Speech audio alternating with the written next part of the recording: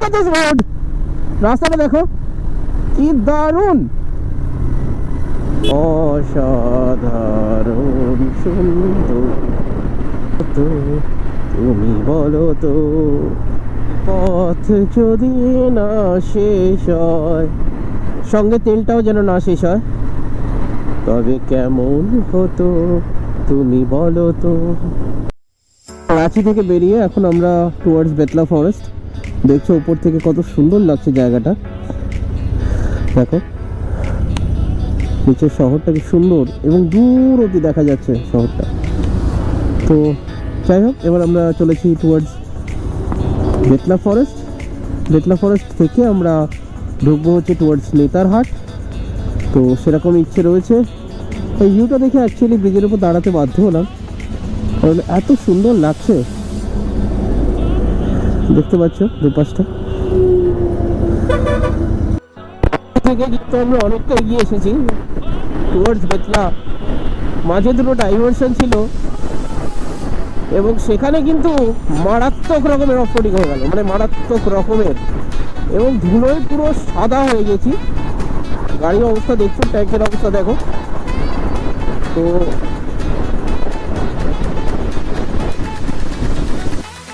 এটা নদী দেখছো, জঙ্গলের মধ্যে দিয়ে গেছে নদীটা। অবশ্যই বর্ষাকালের জলে পুষ্ট নদী, তাই এখন জল বলে কিছু নেই সেরকম, কিন্তু বর্ষাকালে কিন্তু যথেষ্ট জল থাকে। ছোটনাগপুর মালভূমিতে বেশিরভাগ নদী হচ্ছে বর্ষাকালের জলে পুষ্ট। সুবর্ণরেখাতে তুমি অল টাইম অল্প অল্প জল, মোটামুটি জল পাবে, কিন্তু বর্ষাকালে জলের পরিমাণটা অবশ্যই বেশি। সেরকমই অন্যান্য নদীগুলোতেও এখানে একই অবস্থা। ভালোই লাগছে। তোমরা এই রাস্তাটা একবার দেখো। আমরা বেতলা থেকে এখনো প্রায় 100 কিলোমিটার দূরে, অন দ্য ওয়ে। রাস্তাটা কতটা সুন্দর লাগছে, দারুণ।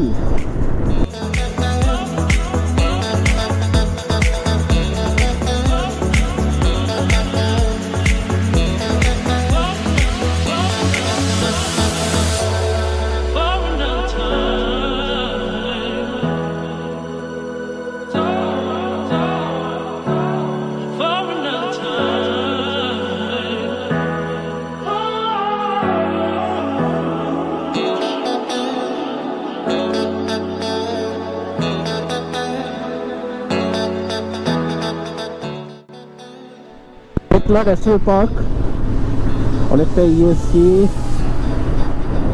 নিশ্চয় ওয়াটারফল আছে।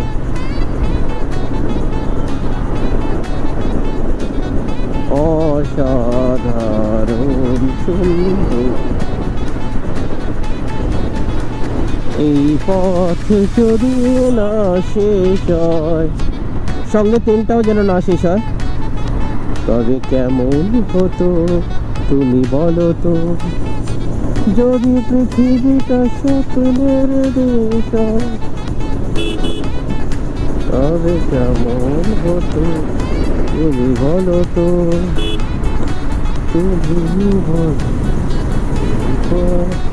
যদি না শেষ হয়, তবে কেমন হতো তুমি বলো তো।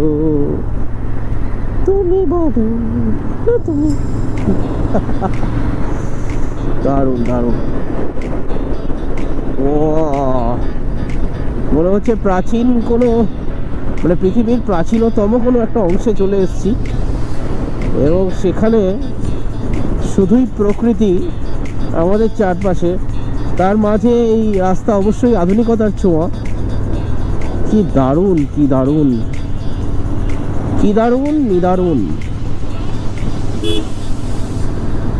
মনে হচ্ছে গোপ্রোর ভিডিওর মানে ব্যাটারির ব্যাকআপটা যদি একটু বেশি হতো, তাহলে ভিডিও করতেই থাকতাম এই রাস্তা, কিন্তু ওর ব্যাকআপটা বড্ড কম।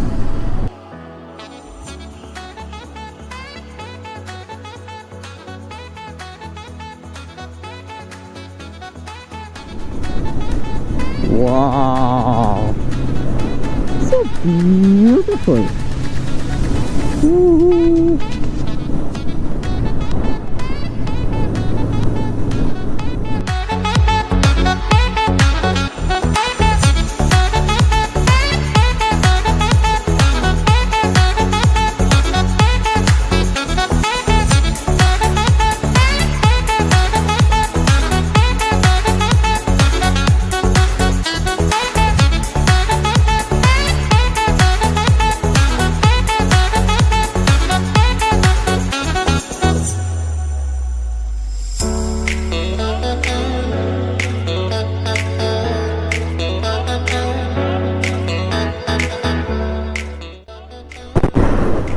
আমাদের প্ল্যান আপাতত চেঞ্জ, তার কারণ আমরা যাচ্ছিলাম বেতলা, বাট বেতলা এতটাই দূর হয়ে যাচ্ছে এবং পাহাড়ি রাস্তা,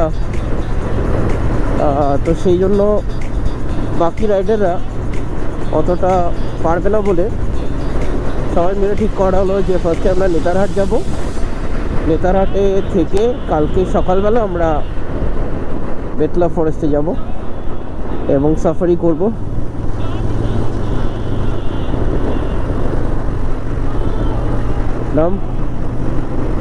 ওয়াও ওয়াও, জাস্ট ওয়াও।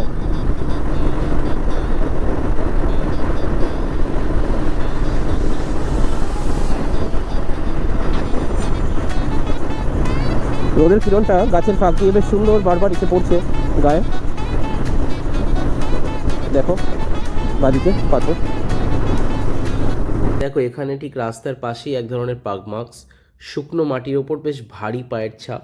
হাতি নয় অবশ্যই, আমার যতদূর মনে হলো সম্ভবত বাঘের পায়ের ছাপ হতে পারে, কারণ ঠিক পাশেই একটা জল খাওয়ার জায়গা রয়েছে এবং বাদিকে এই দিকটা দেখছো এখানে জঙ্গলটা উঠে গেছে পাহাড়ের দিকে, আর এই ডান দিকটা এইখানটায় হচ্ছে জলাশয়ের মতো, এখানে প্রাণীরা জল খেতে আসে, তো হতেই পারে যে ওরা জল খেতে এসেছিলো এখানে এবং তার জল খাওয়ার জায়গা এই জায়গাটা।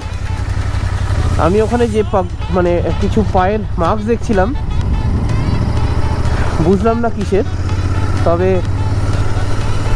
প্রাণীদের জল খাওয়ার জায়গা, এখানে কিন্তু যে কোনো প্রাণী আসতে পারে।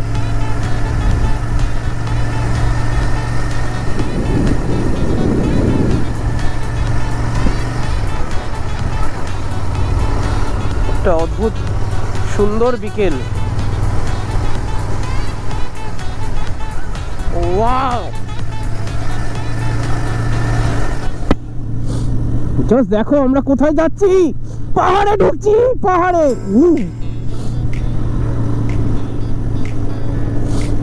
দারুণ রাস্তা। হ্যাঁ হ্যাঁ,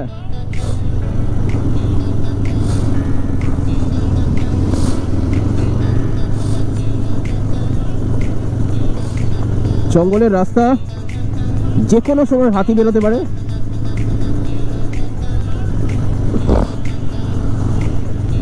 আমরা ওই নিচ থেকে এসেছি, দেখতেই পাচ্ছ ভিউটা।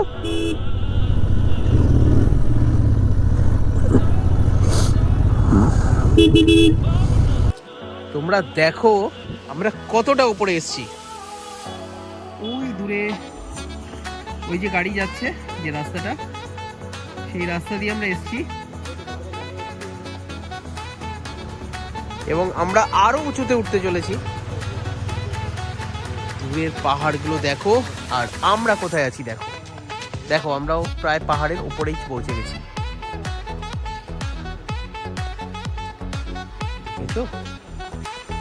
লাইফ টাইম এক্সপিরিয়েন্স বলতে পারো বন্ধু, এরকম এক্সপিরিয়েন্স আর কবে হবে সত্যি জানি না। তো রাস্তায় আমরা এত সুন্দর একটা ব্রিজ পেলাম, নদীটার কিন্তু নাম জানি না আমি, কিন্তু জায়গাটা অসাধারণ। কদিন আগে এখানে নিম্নচাপের কারণে বৃষ্টি হওয়ায় দেখো জল কিন্তু বেড়েছে, কিন্তু জলটা বেশ স্বচ্ছ এবং বালি আছে, মানে এখান থেকে বালি তোলা হয় নিশ্চয়ই। ওই যে বালি তোলার ওই যে জায়গা দেখতে পাচ্ছ ওই যে এইখানটা, আর জঙ্গল দেখো কীরকম। অবশ্যই এখানে মাঝে মাঝে বিভিন্ন বন্য পশুরা তারা এখানে জল খেতে আসে। চলো তোমাদেরকে ওপাশটা দেখাই, চলো।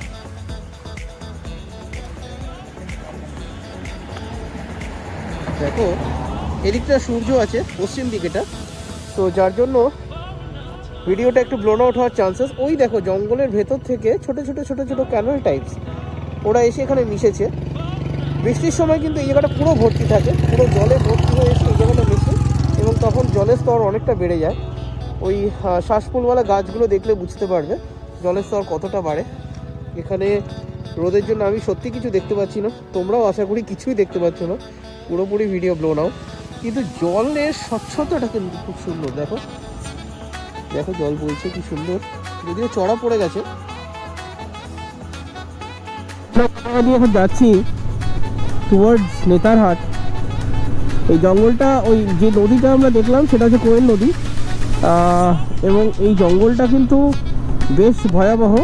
তার কারণ কয়েকদিন আগে এখানে চিতাবাঘ দেখা গেছে, যেটুকু লোকাল লোকরা আমাদেরকে জানালো। এবং হাতি তো যে কোনো সময়, হাতি মাঝে মাঝেই ওরা দেখে অভ্যস্ত, যার জন্য ওরা আর অতটা হাতিকে গা করে না। যখন ক্ষেত খামারে ঢুকে পড়ে তখন বন দপ্তরে খবর দেয় আর কি, আদারওয়াইজ ওদের কাছে ডেইলি ব্যাপার আর কি হাতি দেখা।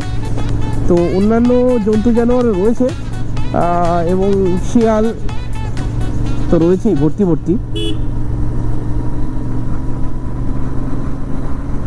চলো আমরা চারজন একসাথে এখান থেকে ক্রস করছি। দেখো উপরে একটা ওয়াচ টাওয়ার দেখতে পাচ্ছ, এখানে পুলিশের থাকার কথা, জানি না আদৌ আছে কিনা, নেই। ও হো হো হো, বেশ ঠান্ডা ঠান্ডা লাগছে জঙ্গলের ভেতরটা। আবার ঢুকছি জঙ্গলে।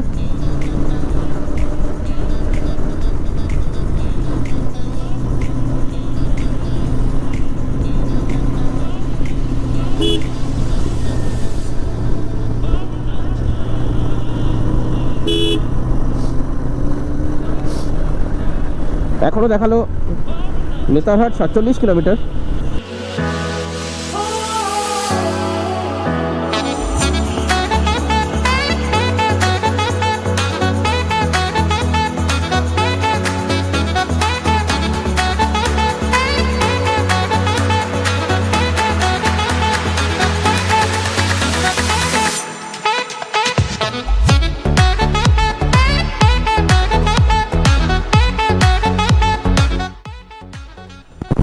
চলো আমরা আমাদের রাইড কন্টিনিউ করছি। ঠান্ডা ঠান্ডা কিন্তু এবার লাগছে, যদিও সবে বিকেল 5টা বাজে, 5টা বাজেনি এখনো। দেখো তোমরা শুধু রাস্তাটা দেখো। তো আপাতত ক্যামেরার চোখ দিয়ে তোমরা এনজয় করতে থাকো জঙ্গলের ভিউ। আমার কিন্তু বেশ ঠান্ডা লাগছে।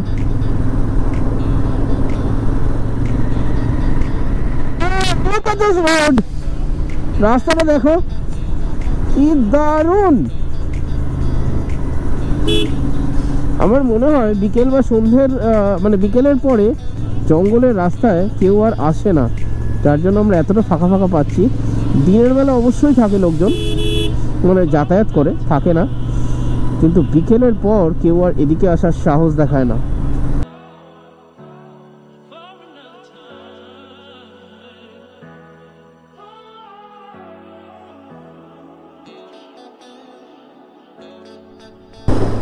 এবার দেখো আমরা জঙ্গলে ঢুকছি, রাত হয়ে গেছে,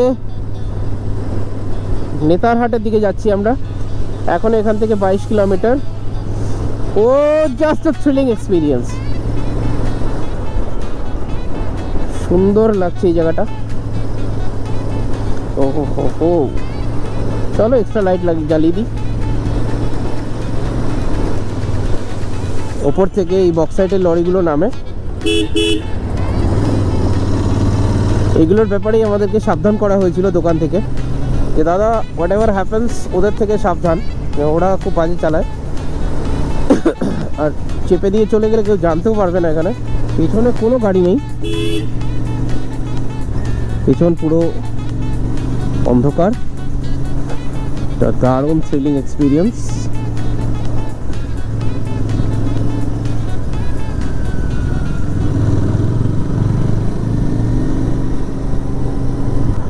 জঙ্গল এক্সপিরিয়েন্স। ও হো, কেমন লাগছে বলো ওই থ্রিলিং এক্সপিরিয়েন্স?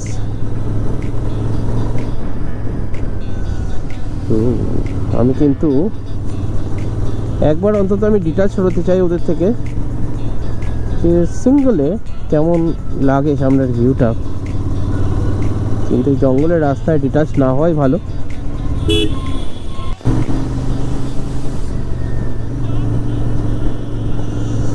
চারজন একসাথেই আছি, আস্তে আস্তে রাইড। ও হো,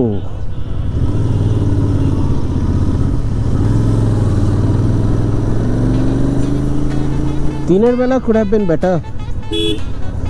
রাতের বেলা নিজেরও ভয় লাগছে, তো ভয় ভয় চালানোই ভালো। ও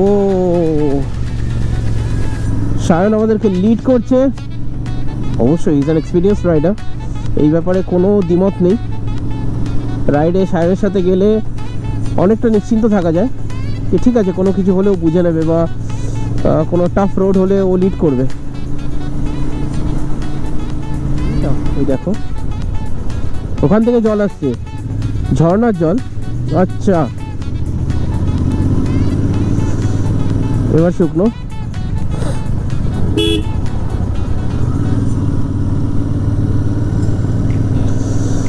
ও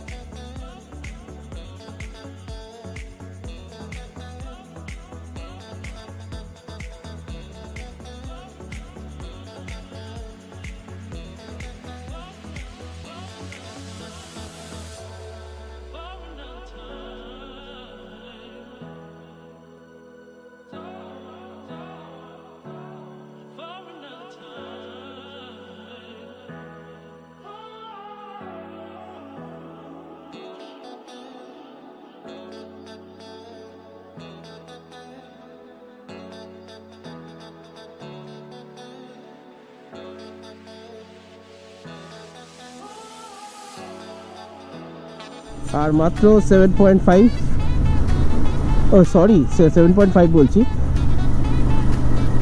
আর মাত্র 6 কিলোমিটার। কিন্তু এখন টেম্পারেচার চেক করা হলো, এখানকার টেম্পারেচার হচ্ছে 7.5। দেখো আমার লাইটে মোটামুটি যতটা পেরেছি রাস্তা উজ্জ্বল। চলো এরপরে একটা স্টিপ অংশ আছে,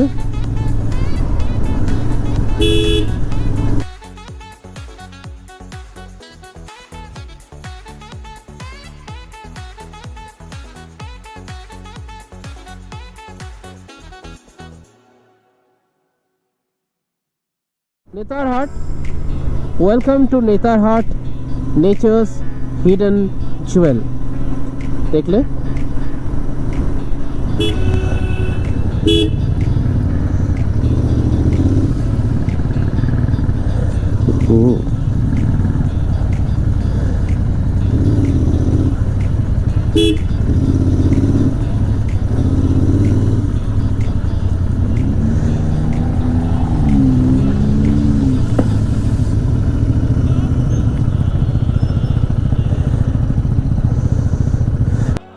আমরা যে হোটেলে স্টে করছি সেটা হচ্ছে হোটেল ম্যাগনোলিয়া, এবং আমাদের বাইকগুলো কিন্তু এখানে পার্ক হয়ে আছে। এখানে আমার বাইক আছে, ওদিকে এই যে এখানে সাগরের বাইক, এদিকে সুব্রতর, ওদিকে সায়নের বাইকটা।